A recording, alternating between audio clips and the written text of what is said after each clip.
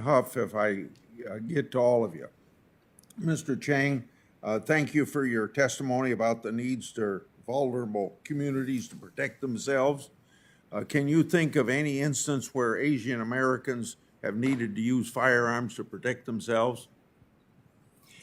Absolutely. We don't have to look any farther back than the 1992 LA riots. And in Koreatown, when LA was burning and Koreatown was under attack, and they called the LAPD for help. And the LAPD was under-resourced and unavailable to come to the aid of Korean Americans in Koreatown. So what did they do? Korean Americans utilized their Second Amendment rights and took their own personal firearms and protected their businesses, their lives, and their community. When police departments are defunded, it is often communities of color that are most impacted. So, Mr. Chang, how does this impact the need for self-defense with firearms?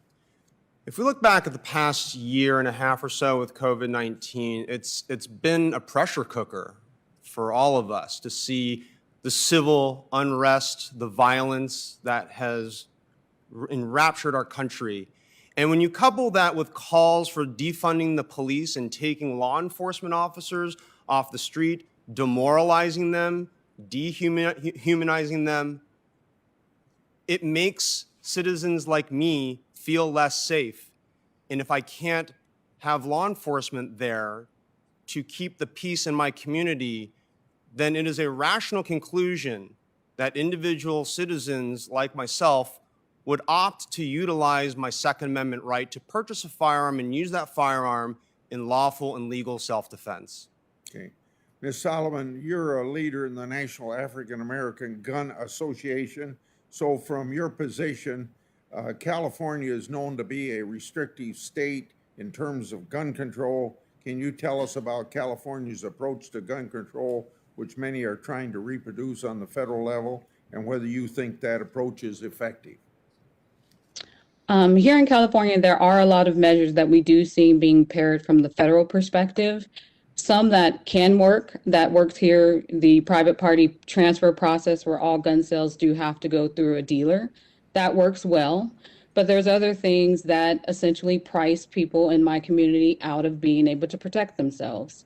We don't have a blanket, a concealed carry weapons permit system here.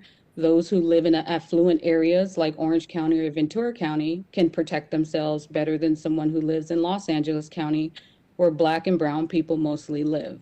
So unfortunately, the gun control measures that have happened here in California essentially affects people of my community more so than people of other communities where there are strained relationships with people in my community and law enforcement.